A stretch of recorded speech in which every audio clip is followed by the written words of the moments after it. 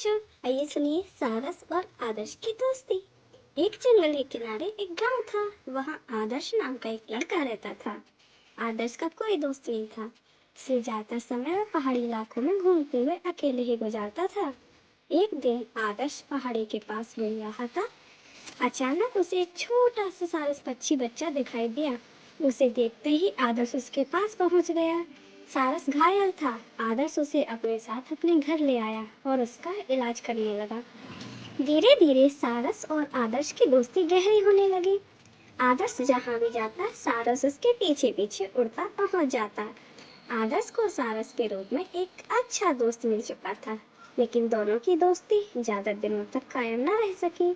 दरअसल सारस एक विलुप्त प्रजाति का पक्षी है। जैसे ही प्रशासन को पता चला कि आदर्श के घर में विलुप्त प्रजाति का पक्षी रह रहा है, उन्होंने सारस को जब्त करके जीव संग्रहालय में भेज दिया। सारस से बिछड़ते ही आदर्श दुखी रहने लगा और यहाँ आदर्श की जुदाई में सारस की बिगड़ती हालत से प्रशासन के कान खड़े होने लगे। बड़े से बड़ा डॉक्टर भी सारस को ठीक नहीं कर आ रहा था। वह सारस की बीमारी का कारण नहीं समझ पा रहे थे। मजबूरी में जीव संग्रहालय के कर्मचारी आदर्श को बुलाते हैं। आदर्श को देखते ही सारस अपने पिंजड़े में उछलने लगता है। बहुत दिनों से सारस ने कुछ नहीं खाया था, लेकिन आदर्श के हाथों से वह खाने लगता है। जीव संग्रहालय के अधिकारी सारस को आदर्श के प्रति प्रेम देखकर समझ चुके थे कि यह पक्षी आदर्श पर पूरी तरह आधारित हो चुका है और यह इसके बिना नहीं रह सकता।